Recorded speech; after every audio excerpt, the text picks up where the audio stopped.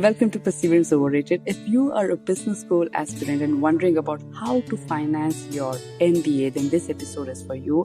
We're talking to Snehal Sharma, who's gained admit to one of the most prestigious business schools in the world, the Kenan Flagler Business School. Snehal shares her journey about financing her MBA at Kenan Flagler. So this episode is going to be extremely interesting, packed with insights. Also, this episode is sponsored by MBA SA Nation, personalized application consulting, and the go-to place if you want the very best experience with your business school application. Without further ado, here's Snehal. Thank you so much, Snehal. I'm really excited to have this conversation with you. I think this has been such a, the last few months have been clearly very interesting for you as well, right? So we'll dive into why it has been interesting. So one is, of course, you got admitted to one of the best business schools in the world. And how did you feel when you got the acceptance mail from Kenan Flagler Business School? I was elated that I got in. So this was 2 years in the making, and I finally got into the school. I have all the resources that I need now to go on to the next path. And it wasn't actually an acceptance mail. So it was my interviewer who called me up 2 days before the results came out, and then she informed me that you got in. So getting that call, getting somebody from the UNC community take that extra step to reach out to me was something that was really made me feel special. So yes, I'm really glad to go into a school like this. Interesting. And I remember, Snehal, you had said you got this call from a number that you didn't recognize and were thinking, is it a spam number or something like that? Yeah? Yes, I actually thought it was a spam call. So you do get calls like that, and I was going to ignore it. And I picked it up at the last moment. And boy, I'm so glad that I did it because that was the call from my interviewer. So yes. Nice. Very nice. Very nice. So Snehal, now after the euphoria, the ecstasy of winning an admit, what happened? Because I remember you, you told me something very interesting that because I didn't know about it. Kenan Flagler happens to be one of the most expensive business schools in the world, right? So tell us a little about that aspect, that revelation. So when I was looking at the target schools that I wanted to get in or which were a good fit for me, I only went for what kind of concentrations do they have, what kind of coverage do they provide, and the tuition fee was last thing on my mind. So that is something that I overlooked, and it should be a part of our previous calculations or preparing a list of schools. That what is the tuition fees, is the housing fees, would you be able to afford it if you're not able to get the loan to cover the entire amount. So yes, that was quite a bit of a shocker to scramble up to see what are my savings, how much I can apply, what are the different scholarships that are available. So Snehal, what were the some of the financing options that you explored, and which ones did you choose? So there are three routes actually through which you can go. One is a scholarship; you get a full ride, which is rarely the case. The second is a mix of scholarship and financing, and the third is completely based on your savings or your funds that you raise from family and friends. So I am still exploring the scholarship route because there are a lot of other scholarships other than the ones that the school provide you that are available. So you have this Toigo Foundation, and you have some Indian foundations who do have these applications that you can fill out, and they would cover a part of the costs. So that is something that's still open till the time you reach the school. And the second is the financing, of course, the loan option. So loan could be either you could go the online route, you have Prodigy, Discover, Empower, or you could go for the local banks. The benefit of having or going for these online setups is that they cover a bigger part of the loan. So Prodigy is like 75,000, Discover is 50,000, which does cover your tuition. So you only have to worry about the living expenses. And the interest rates are a lot more flexible as compared to when you're applying for the local banks. So those are the routes that I'm exploring right now. And there is one thing that I have learned is that you need to read the fine print.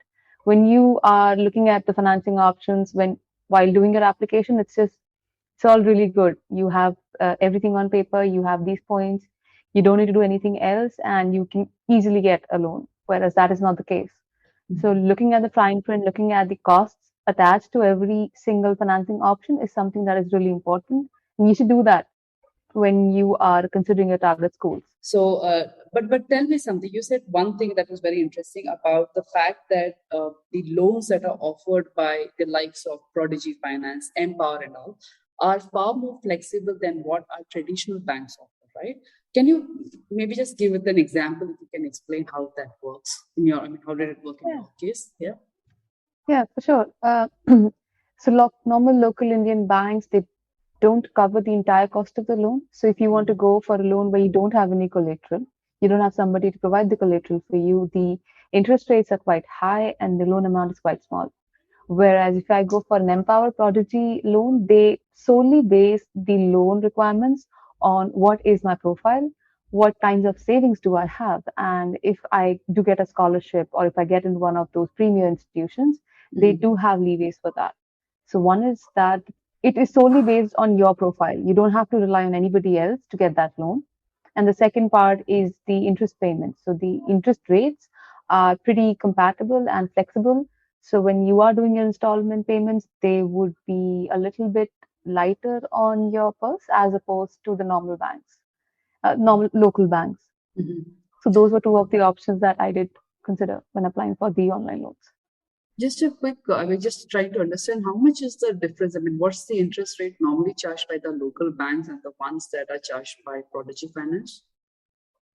So the normal local banks are somewhere around 11 to 13%, whereas Prodigy and Discover, they go up to as high as 7 to 8%. Wow. So that's quite a big difference. Well, since you would be earning in dollars, so you would be paying off the dollar loan. So you don't have to worry about actually converting that into Indian. And they also would give you flexibility in the interest rates if you have a high score or if you have even maybe 5-10% of scholarship from the schools, that would play in a positive way in your application. Whereas the normal local banks, they don't consider that. The application process is quite cumbersome. You do have hidden costs. So when you reach out to your fellow students or your alumni, they'll tell you that there are some hidden costs. The administration cost of the processing of loan is quite high, and that is not disclosed during the application process. That's the administration fees. No, the administration fees is from the loan company. So when they are processing your application and they're spending that manpower to process the details, they do charge certain amount of fees at administration fees. Empower and Prodigy, they waive off this fees if you are getting into a premier institute. So that's a plus. And you do get an acceptance of the funds from Empower Prodigy. Like I got mine in January 1st or second week. Whereas the bank, they take you right to the edge, and there are possibilities that they won't give you the entire amount, and then you're left with nothing in hand to provide for that. So that is something that you should consider when you're applying for that. However, if you do have a collateral, Indian banks should be the option that you could go for because they also come in that competitive range of 7 to 8% when you have a collateral. So okay, so it all depends on the collateral that you have. Yeah, yes. Very interesting. And so you have also mentioned something about scholarships from some of these Indian foundations, right? Can you elaborate a bit more on that, Snehal? So there are a lot of Indian foundations which I have started exploring, which do provide scholarships if you are going for a STEM-related master's. So if you're trying to pursue a master's which is related to STEM, you have an option to apply to these applications. They're very, very competitive. So 1 to 2% of the entire population that applies would get a scholarship. But if you do get in, they cover about 20 to 30% of your entire cost. So getting that 30% off would actually help in reducing the loan amount. So there is a foundation called Sexaria, which I am right now exploring, which works with all the kind of students, whether you're applying for an Indian related masters or a foreign masters, and they do provide these kind of these scholarships. It's very interesting. So Snehal, I remember, because when you were looking for these financing options, I'd also gone through some of these foundations, right, that offer scholarships. And I thought most of them weren't really working. Most of them had sort of gone out of business during the pandemic, or it sort of stopped offering scholarships. So your experience shows that there are many such foundations that are functional and that are a good option to reach out, right? Yeah, I mean, would help if you could reach out to them, because their websites are still up and running. They're not defunct. So if they have gone out of business in COVID, then they would reply that you wouldn't get a reply. Otherwise, you could write a polite email stating your requirements and asking if they are still open for those scholarships. So that's something I have written to for 2-3 foundations, and I've heard back from one of them stating that yes, they are open and the application would be in soon. Okay, and typically, what's the time to take a decision when it comes to these foundations? What's the decision time? I would say before you start your application. So if you are applying to your GMATs, working for them, and getting your applications right is really important. But looking at the financing is also important. So there are all these scholarships that open far before the applications open, like Fulbright. It opens up for this year. It had opened up last year in somewhere around March or April. So it would help that you could also research about the scholarships that are available, because their applications and the essays required are pretty similar to our normal school applications. So if you're applying for that, might as well apply for the scholarships and see where that takes you. And that would give you more knowledge and background about how the scholarship process works. Okay. So what you're suggesting is that it's better to get started at the earliest with the scholarship process itself. All right. Makes sense. Makes perfect sense. And you will be taking all these loans. I know 2-year programs, a 2-year program is quite intensive as well. But do you have plans to pay off your loans while you study? So my loan, it has a grace period of the duration of the program, as well as 6 months after the end of the program. So I have a total of 28 months before I start with the installment payment. And since these programs are pretty intensive, I wouldn't be working during the duration of the program. However, I plan to save off some portion of my summer internship if possible and pay a certain amount, few couple of thousand, to get that amount of my loan amount. It's a very good thought. Okay. So from your internship, you plan to pay part of your loan. Cool. Yeah. Given your experience, what is some of the accepted wisdom or misconceptions, if you were to call it, about financing one's MBA that you typically find online? Because when you go online and you look at maybe 5 to 6 articles that show up, you would see a lot of common themes that are there, right? But anything that you felt, given your own experience, doesn't really ring true. If that's the case, what would those be? So this question was the last question which I asked when I reached out to the current students or the alumni about how did you finance your MBA. They said, oh yes, we had scholarships and we applied through loans. So the procedure is very straightforward. The details will be listed out on the website and you'd be able to easily apply for a loan. And that's also listed out on a lot of websites, that how simple it is to apply for a loan and you can get in easily. But what I've realized is that the sooner you start working on your loan application, the better. So not from a personal experience, but there are other students out there who already have an acceptance from Kenan, but they are waiting for their second round results before they start the application process. My advice would be, first, you need to be in with the application for the loan as soon as possible. So if you're applying, you as an Indian student, you would be applying to Prodigy and Empower because they do cover a long, big portion of the tuition fees. So when you do, you just need an acceptance letter and you need to book your funds. So the Empower or Prodigy, they allocate funds for you. If you have an acceptance letter, get in, apply for that, get the funds allocated to you. If you get into a better school, you can always write to them and ask them if that loan amount would still be available. And the second part of it is you need to read the fine print.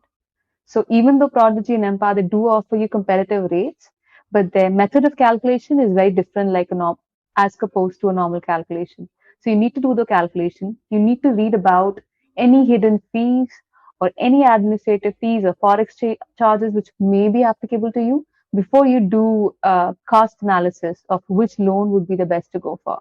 So these are some of the points which are not really mentioned anywhere or not talked about out loud. So you need to keep those in mind when you are thinking about your financing options. If you want to know the kind of scholarships that a current or the alumni have gotten in the past, you can always reach out to the finance or the financial aid section on your school's website. And they would be providing you specific links that would list out all the scholarships that are available.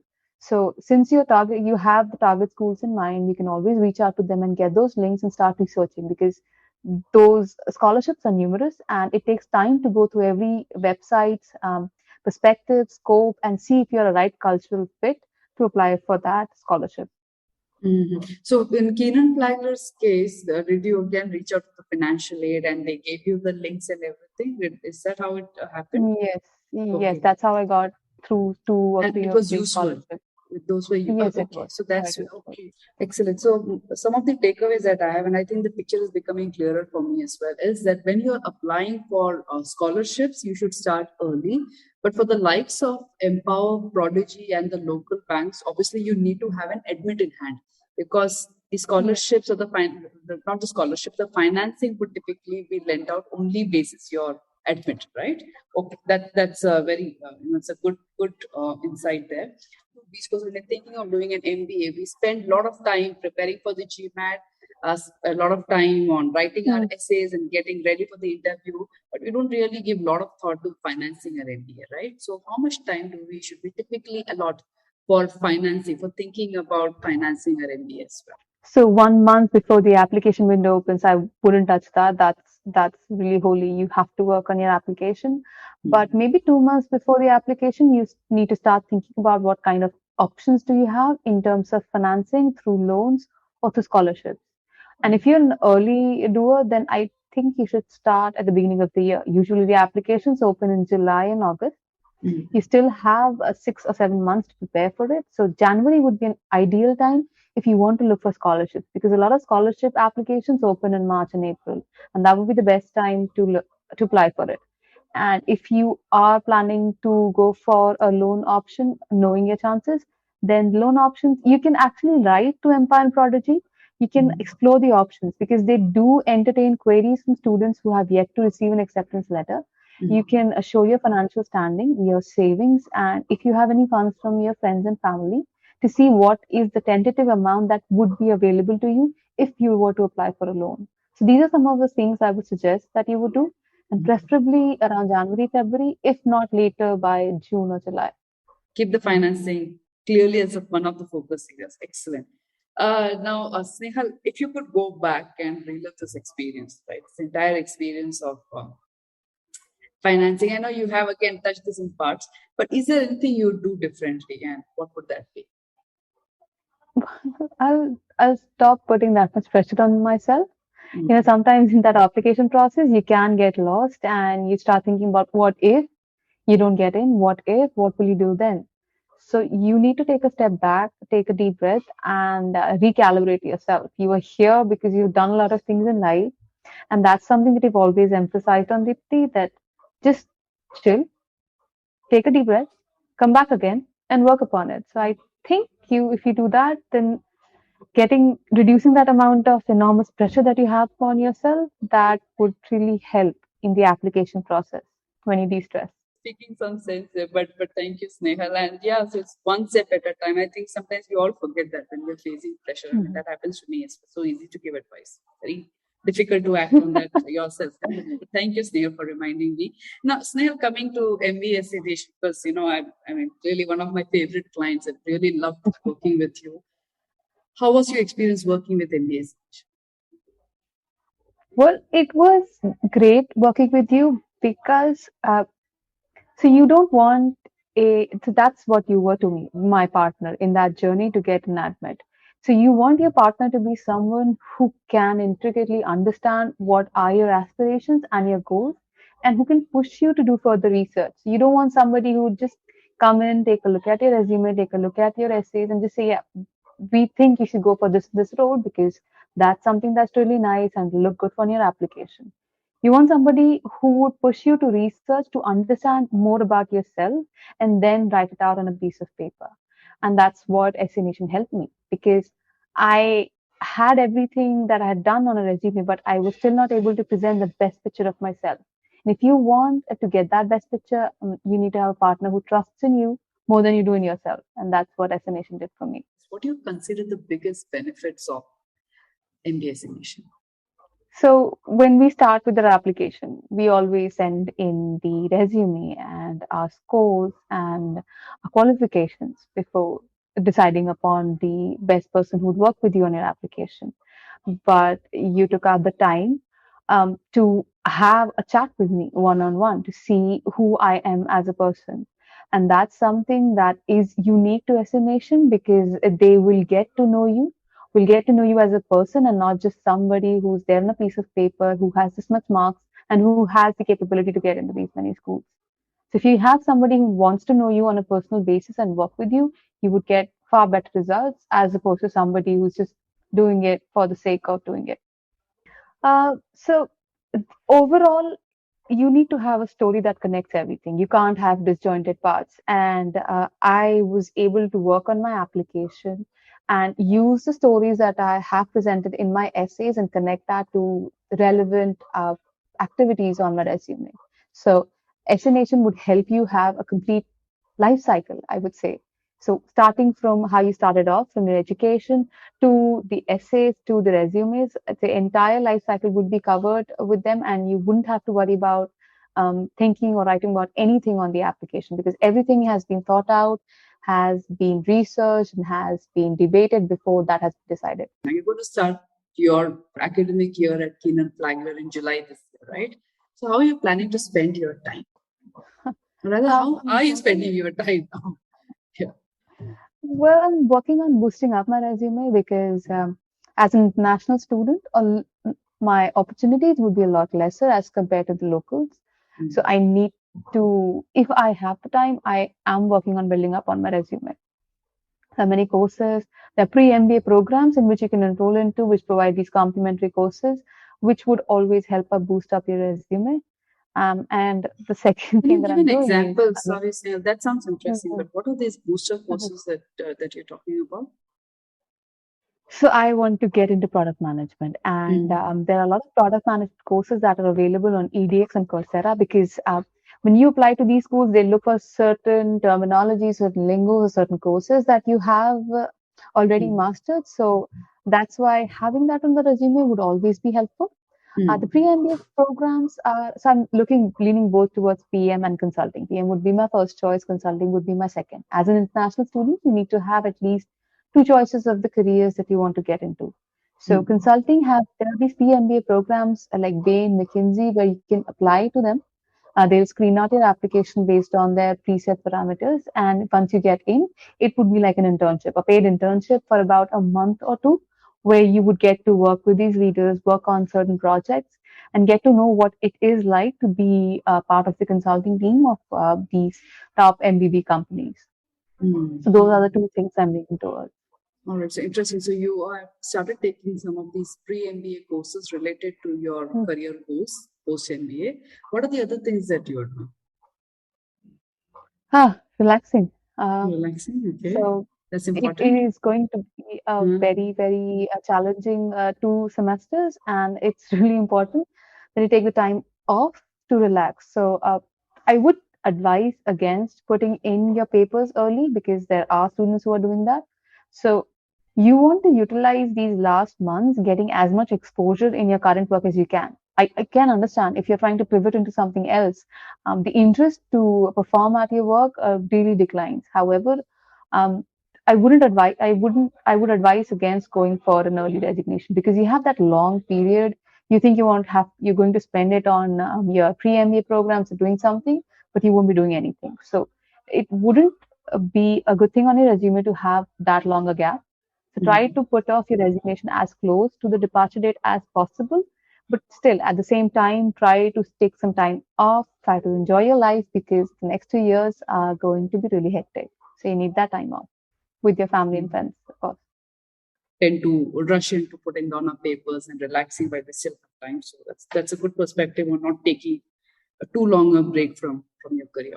Excellent. Also, if your visa is not in, you need to get your visa in. So you need to have that visa in your hand before. If you want to apply for a resignation, go for it. But at least have your visa in hand.